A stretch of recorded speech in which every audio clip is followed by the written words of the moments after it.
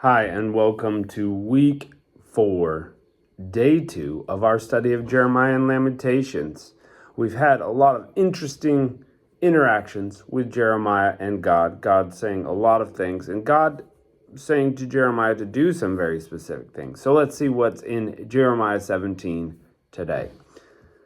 Verse 1. The sin of Judah is written with a pen of iron, and with a point of a diamond. It is engraved on the tablet of their heart and on the horns of your altars. Even their children remember their altars and their Asherah poles by the green trees, on the high hills. My mountain in the field, I will give your substance and all your treasures for a plunder, and your high places, because of sin throughout all your borders. You, even of yourself, will discontinue from your heritage that I gave you. I will cause you to serve your enemies in a land which you do not know, for you have kindled a fire in my anger, which will burn forever. So we talked about this earlier in the book of Jeremiah, that when it talks about under the green trees and on the high hills, that was kind of the places where classically Israel and Judah served false gods. Those were the sites that they would go to do this idolatry. Although we did find out that King Manasseh brought it into the temple. What a sin. Hezekiah's son brought it right into the temple of God and did it there. Crazy. And God is just reminding them, not only did you do this, but your children remember that you did this. So my anger is kindled, and it will burn forever. He's angry about it, and he'll never forget that. That's power. Verse 5, Yahweh says, cursed is the man who trusts in man, relies on the strength of flesh, and whose heart departs from Yahweh. For he will be like a bush in the desert, and will not see when good comes, but will inhabit the parched places in the wilderness and an uninhabited salt land. So he's going to be out there. If you rely on flesh, you're going to be out there in the desert, and you're not going to see anything. You're not going to see anything good. You're just going to be a lone bush in the desert. Verse 7, blessed is the man who trusts in Yahweh. I always love that the Bible does this comparison thing. Hey, good is this way, and bad is this way. Hey, light is this way, dark is this way. Sin is this way, righteous living is this way. It always does this comparison, and it's great. Blessed is the man who trusts in Yahweh. That's different than the man who's all about sin, whose confidence is in Yahweh. And he will be like a tree planted by the waters, who spreads out its roots by the river, and will not fear when the heat comes. But the leaf will be green, and will not be concerned with the year of the drought. It will not cease from yielding fruit. The heart is deceitful above all things, and it is exceedingly corrupt. Who can know it? I, Yahweh, search the mind. I try the heart, even to give every man according to his ways, according to the fruit of his doings. So, you have the two pictures, a bush in the desert, dry, no water. That's the man with sin.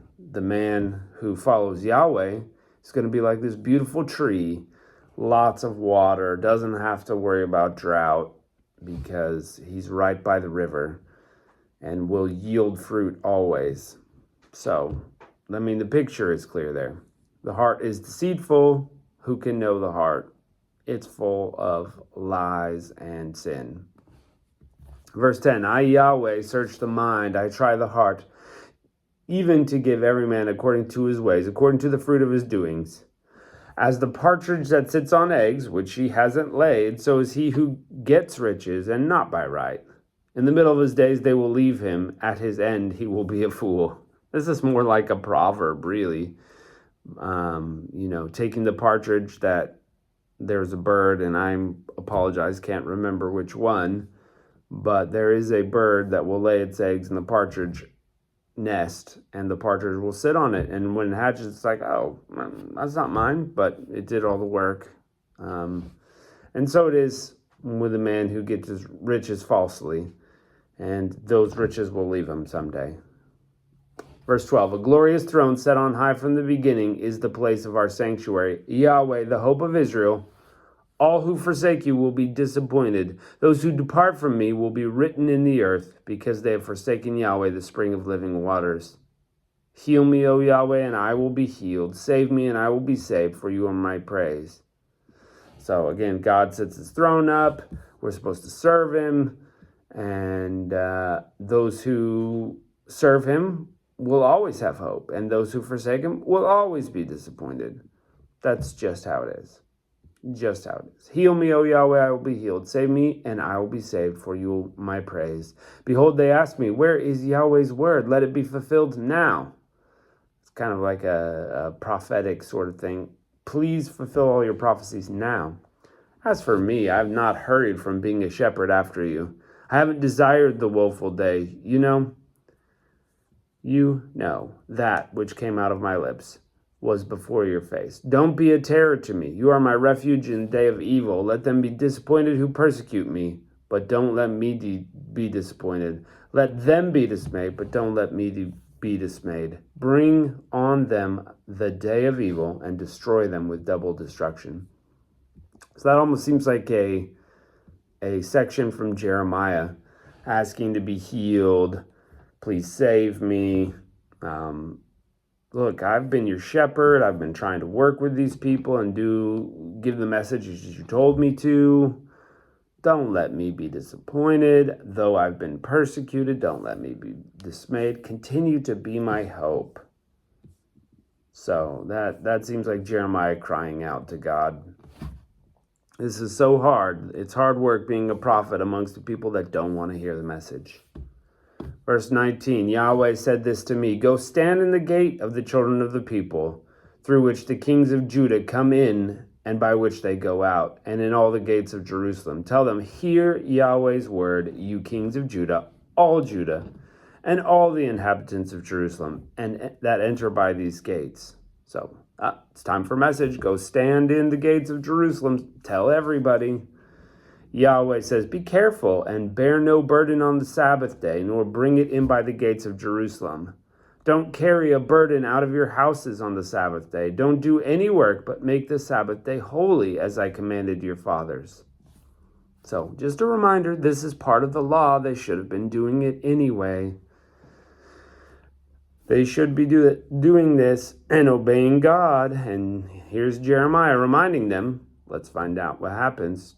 23, but they didn't listen. They didn't turn their ear, but made their neck stiff that they might not hear and might not read instructions. It will happen if you diligently listen to me, says Yahweh, to bring in no burden through the gates on the city on the Sabbath day, but to make the Sabbath day holy, to do no work therein. Then there will enter by the gates of the city kings and princes to sit on David's throne, riding in chariots and on horses. They and their princes, the men of Judah and the inhabitants of Jerusalem of the city will remain forever. They will come from the cities of Judah and from the places around Jerusalem, from the land of Benjamin, from the lowland, from the hill country, from the south, bringing burnt offerings and sacrifices, meal offerings and frankincense, bringing thanksgiving to Yahweh's house. But if you will not listen to me to make the Sabbath day holy, and not bear a burden and enter the gates of Jerusalem on the Sabbath day, then I will kindle the fire in its gates, and I will devour the palaces of Jerusalem, and it will not be quenched. Simple, right? God saying, look, you guys are breaking the Sabbath by bringing all sorts of things in. You're bringing us heavy loads in. You're doing work on the Sabbath. Stop. You're supposed to keep the Sabbath day holy. It's one of the 10 commandments. But you're not listening. And they don't listen. Look, if you do what I say, here's how I'll bless you specifically. I'm going to put princes and kings on your throne. People will come in with their offerings and sacrifices, and things will go great if you would just do what I asked you to do. But if you don't, I'm going to kindle a fire right here in Jerusalem at these very gates, and it will not be quenched. This place will burn. Historically, we know exactly what happened. We know exactly what happened. They didn't listen to God, and judgment and exile. So, really, as we're reading through this, it's more than just a historical text. Yes, it happened. Yes, this message went out. But it's a lesson for us. Are we going to be these people who continually do the sin that God has called us not to do? Or are we going to repent? Are we keeping the Sabbath day holy? I think Americans are terrible at this, and whichever country you're from, I could not speak to. Do you keep the Sabbath day holy? And of course, we know from Jesus, the Sabbath is made for man, not man for the Sabbath, but that does not excuse us from celebrating it. Paul said it's okay if it's one day or another, but that doesn't excuse us from doing it entirely, which we excuse ourselves from. So we need to stop having the excuse mode, and we need to start having the obedience mode. Just a thought. Well, thanks for joining us today. We look forward to having you hear more as we go on this week. See you next time.